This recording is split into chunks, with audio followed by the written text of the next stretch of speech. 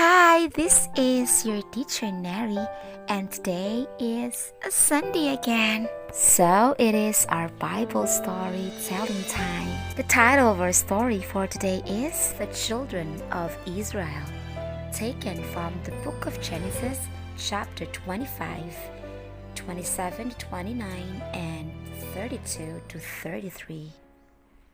Sometime after Isaac and Rebekah were married, Rebekah gave birth to twin boys. They grew up very different to each other. Esau, the elder, who was Isaac's favorite, loved the outdoor life. He liked to hunt and often brought meat home from his hunting trips, while Isaac enjoyed eating very much in tasty stews. Jacob, the younger son and Rebekah's favorite, was much quieter. He preferred to stay at home. Esau and Jacob even looked different.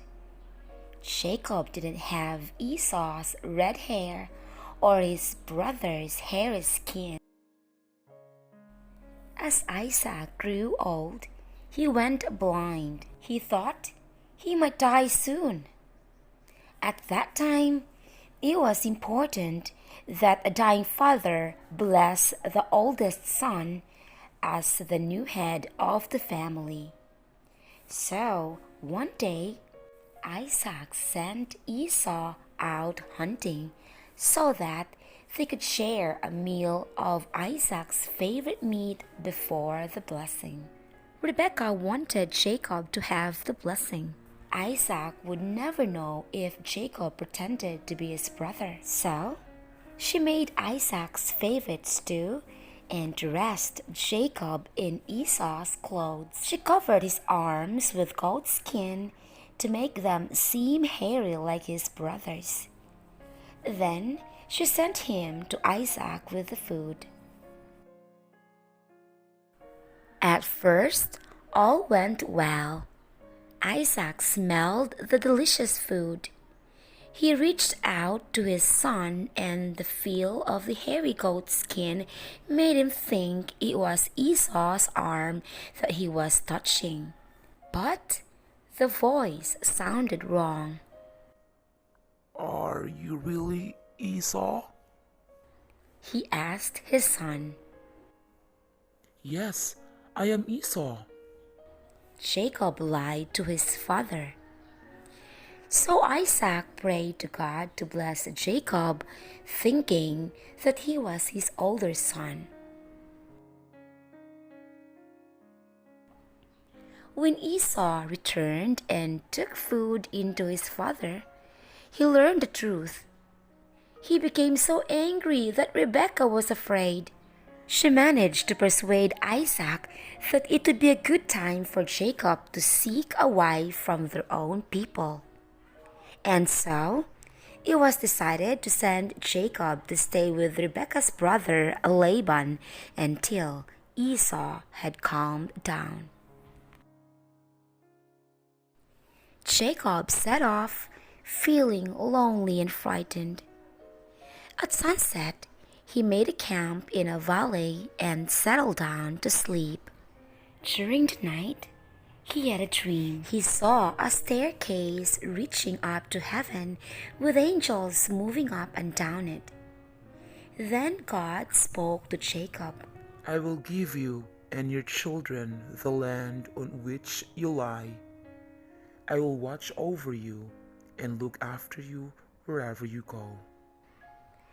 When Jacob woke up, he was very afraid. A long journey to a strange land lay ahead of him. "If you protect me and bring me safely back home as you have said," Jacob prayed. "you will always be my God." Then, filled with renewed strength, he continued on the journey to his mother's country. When Jacob finally arrived, he was made very welcome. He fell in love with Rachel, the youngest daughter of Laban. However, it was the custom for the oldest daughter to be married first, so Jacob took Leah, Rachel's sister, as his first wife. After some time, he also married Rachel. Many years later, Jacob decided to return home to Canaan with his wives and family. But on the way, he suddenly became afraid. How could Esau treat him? Would he be forgiven? So Jacob sent messengers ahead who returned with worrying news. Esau was on his way with 400 men. Jacob chose various animals as presents for Esau to be sent ahead with his servants. Alone in the camp, Jacob was worried about his reunion with his brother and prayed to God for help. Suddenly, a stranger appeared and the two men began to wrestle. This stranger was God and had come to reassure Jacob that he was doing the right thing. When the stranger left, Jacob knew that he had been blessed, and from that time on, he would be known as Israel. When Jacob saw Esau approaching with his men, the trouble that he expected did not happen. Esau greeted his brother with open arms, and all the old quarrels were forgotten. Seeing your welcoming face was like looking into the face of God. Jacob said, full of joy. Many years later, Jacob's family came to be known as the children of Israel. God's promise had been fulfilled. That's the end of our story, and I hope you like it. The story of Esau and Jacob teaches us 3 valuable life lessons. First, actions have consequences. Second, what you sow is what you reap. And third, deception leads to dejection. Then, what was God's purpose for Jacob? Jacob was chosen by God before his birth, even before the foundation of the world, according to the foreknowledge of God.